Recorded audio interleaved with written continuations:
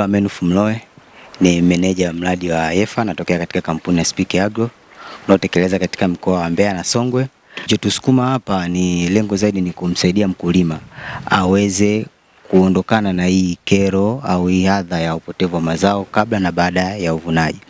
Kwa sababu malengo ya mradi ni kumuongezea tija mkulima au kumuongezea fursa ya upatikanaji wa pesa.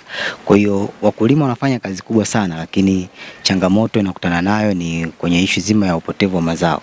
Wengi wanakosea baadhi ya taratibu za kilimo na namna ya utunzaji. Kwa hiyo tumeamua leo tuwaite wa maagrodealer ambao ni wauzaji wa pembejeo, wakulima viongozi ambao tunafanya nao kazi pamoja na wakulima wa kawaida, tuweze kuwakumbusha, maana wengi wao wanaamini kwamba upotevu wa mazao ni sana sana kwenye uvunaji na kwenye utunzaji, lakini kitu ambacho wanakuwa nakosea, kwa sababu upotevu wa mazao unaanzia mapema kabisa mtu anapoandaa mbegu, pembejeo atakazotumia.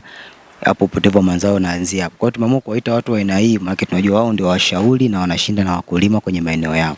Kwa hiyo tumeona tuongee nao wao, tuwakumbushe baadhi ya vitu vya kufanya, vya kwenda kuongea na wakulima, ili lengo madhubuti ni kumsaidia mkulima wa mwisho, kumsaidia kijana ambaye ameamua kuingia shambani aweze kuondokana na adha ya upotevu wa mazao. Lakini kubwa zaidi pia ni kama malengo ya mradi ni kuongeza fursa kwa za ajira au za upatikanaji wa kipato kwa vijana ambao ni maagrodealer wapya na wakulima viongozi. Jina naitwa Bernard Libata, ni afisa kilimo, niko ofisi ya mkuu wa mkoa wa Mbeya. Upotevu wa mazao kwenye mazao hayo kwa mkoa wetu upo kwa kiasi kikubwa, ndio maana wenzetu wa Speak Agro wameona kuna umuhimu wa kutoa mafunzo juu ya udhibiti wa upotevu wa mazao kwa hawa vijana pamoja na mawakala wa pembejeo. Lakini tunaendelea kuchukua tahadhari mbalimbali za kudhibiti huo upotevu. Upotevu hauanzii tu sokoni, hauanzii baada ya kuvuna. Upotevu unaanza kudhibitiwa kuanzia hatua ya mwanzo kabisa, matumizi ya mbegu bora, huduma nzuri za kuhudumia shamba lako, hususan udhibiti wa wadudu pamoja na magonjwa, lakini vile vile muda sahihi wa kuvuna.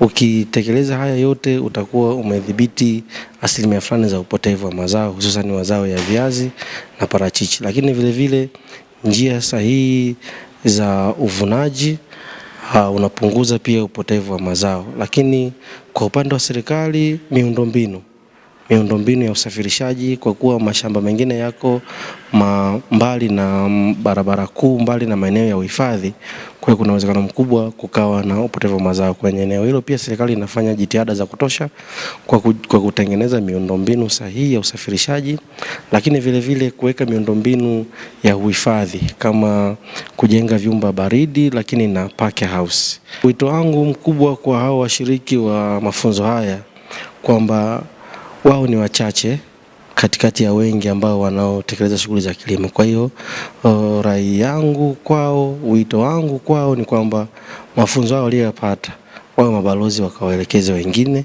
juu ya teknolojia na mbinu mbalimbali za udhibiti wa mazao. Kwa hiyo nina imani kwamba baada ya mafunzo haya kuna watu wengi zaidi watafikiwa na hii elimu. Amina Yusufu Mtimba ni mkulima.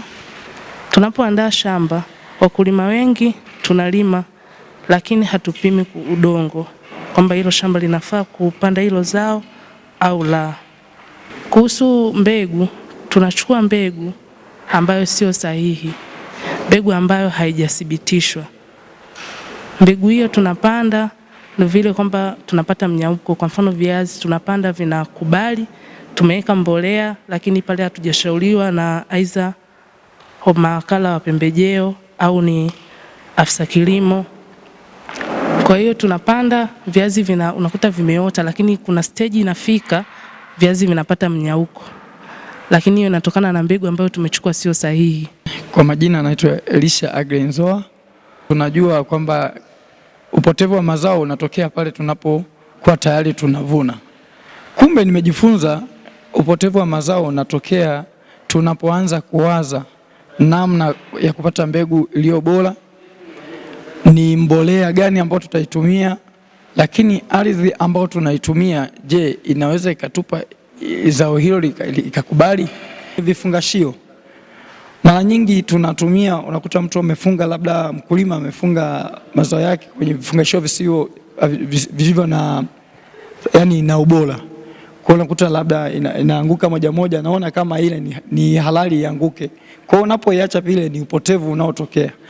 Kwa mimi nimejifunza kwamba ili tuepukane na upotevu wa mazao, ni muhimu sana kufuatilia kanuni za kilimo, matumizi ya madawa yaliyo tayari kwamba yameshakaguliwa na yamepitishwa kwamba ni mazao ambayo yako vizuri, lakini pia uandaaji wa mashamba vizuri na kufuata mbinu zilizo bora za kilimo. Hapo tutaepukana na upotevu wa mazao.